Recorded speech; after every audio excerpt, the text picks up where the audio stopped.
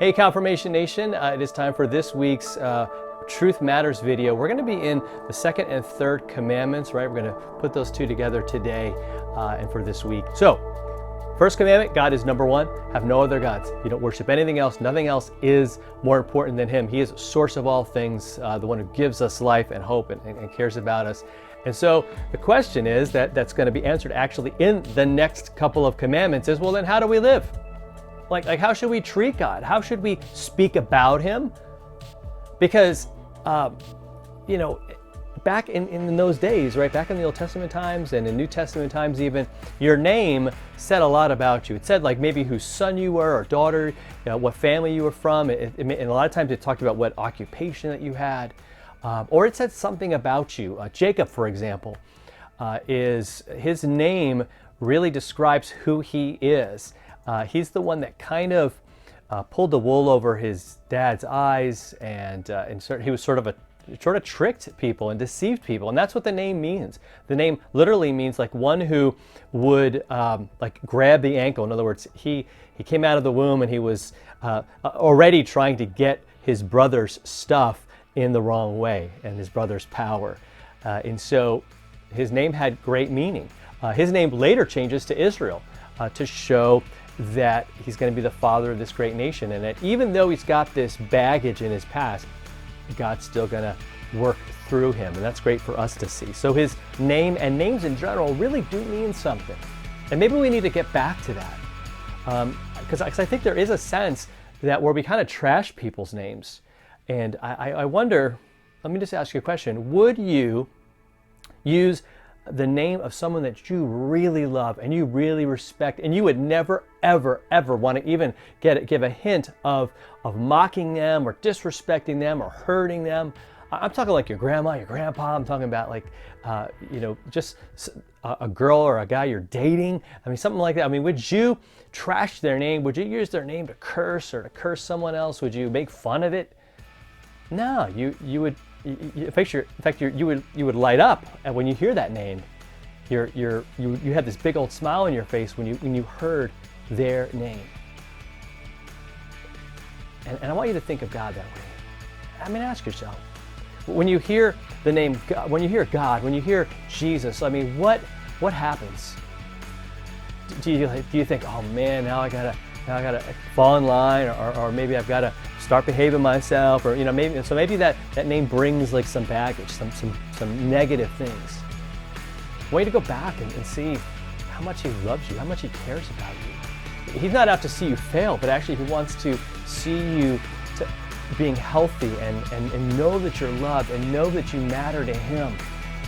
And so that being true, let's use His name in a proper way, right? Luther says that we should use it not to curse, but we should use it to pray, and we should use it to praise, and we should use it in a good way. So it's not just about not using it bad, but trying to find ways to say, you know what, I want to just use it in a way that, where I'm just talking about how awesome He is and how great He is. And I'm just going to reserve my use of His name for those purposes, for extremely positive things that talk, just go on and on about how He is and who He is, all right? So that's the second commandment, right? It's kind of tied, His name is tied to who He is as the Lord of all and as the one who created everything, okay? So that's 1 and 2, and we're going to come back for 3.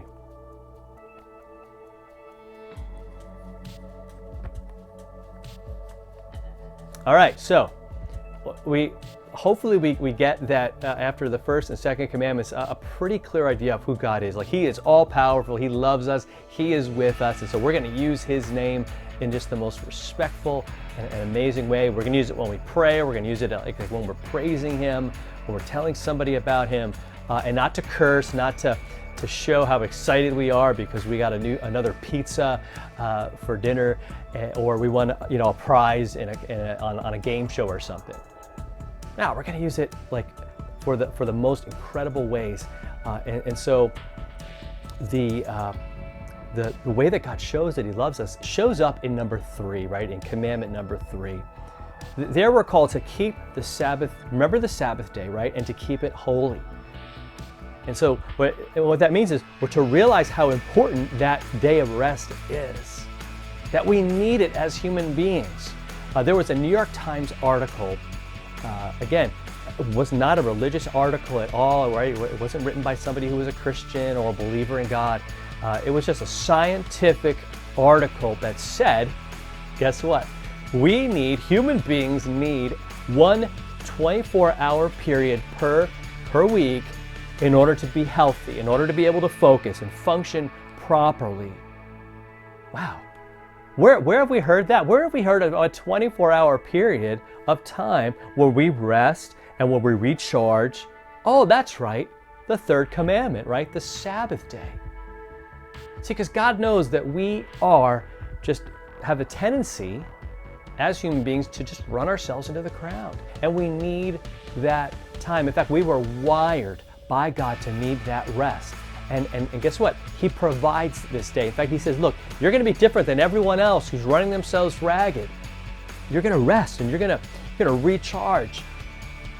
Okay, so the Sabbath is more than just going to church, right? That's a way that we recharge, right? Because we see everybody that we love and we know, and we're supported in our faith and we're encouraged.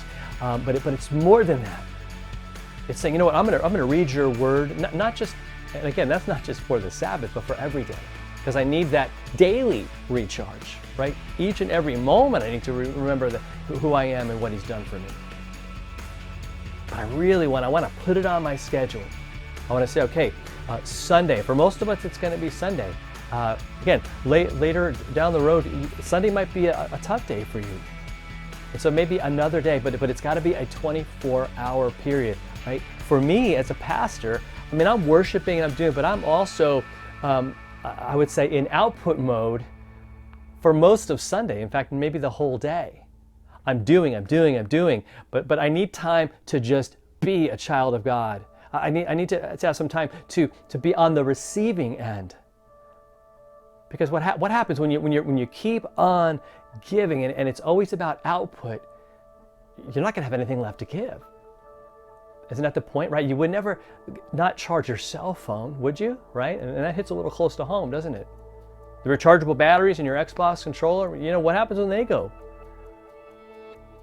Yeah, it's important. And it's a gift from God because he loves us. Think about how well you focus when you haven't slept, when you're tired. It's really hard, isn't it? It's hard to really listen. It's hard to really grasp things. And I think if that goes on for too long, very often what happens, and it happens in my life, where we get sick. Because our immune system and everything, right? This is really kind of the beauty of how God is. He says, look, I want to take care of you, body and soul, mind, spirit, the whole thing. So just take that time. So what does your Sunday look like? Is it one more day to chase everything? Is every day a day where you're chasing things? Make sure there's one day where you focus on what really matters to you, and what God is doing in your life, and what God is doing, right? And make sure you set aside time. You say, look, I'm gonna put those other things aside because I can't do them the right way. I can't do them properly unless I lean into who God is and what he's done for me. All right? So that's the second and third commandment this week.